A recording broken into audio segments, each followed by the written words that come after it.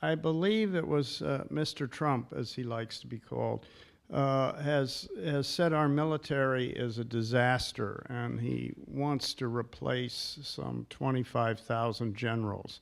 I think that was the number he used. How does a president do that? I was unaware that a president could come in and on the first day decommission, or whatever you want to call it, cashier 25,000 generals. Well, that's an easy question to answer. You can't.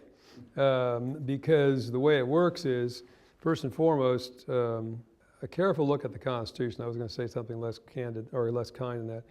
Would reveal to you that military officers swear an oath to support and defend the Constitution of the United States.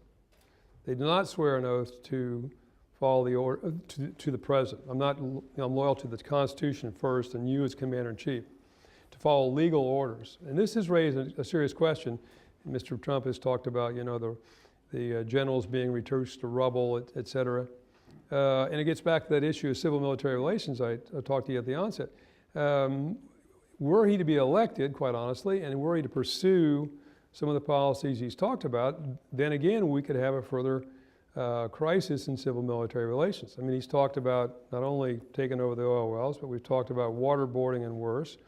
We've talked about killing the families of terrorists. We've talked about the use of nuclear weapons, many or most of these being illegal, and you would get to the point where you would have, my humble belief, several senior general officers, whether they were cashiered or not, or he attempted to do so, simply saying, Mr. President, I can't do that. Okay, that's illegal. And now you have a real civil-military challenge. It also begs another question, and that is, even besides how one forms a government in national security affairs in the military realm, and they do in fact carry over from party to party, administration to administration, to a degree, and they are confirmed by a vote of Congress, by the way, when you're promoted. Where do the people come from on the civilian side?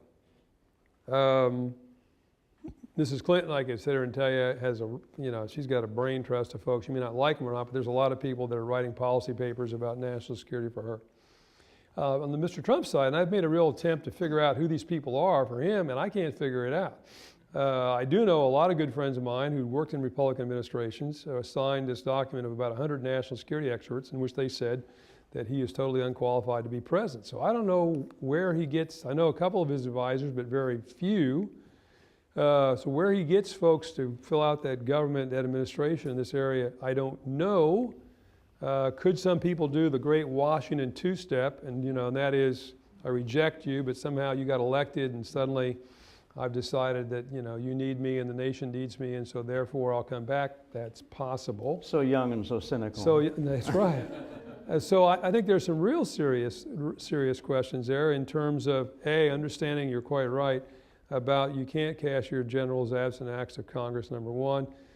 Questions of civil-military relations, if you order some of these things you've talked about, number two. And number three, where do you just get the qualified people to fulfill all the different positions you got to fill? Well, otherwise things seems to be going really. Yeah, otherwise.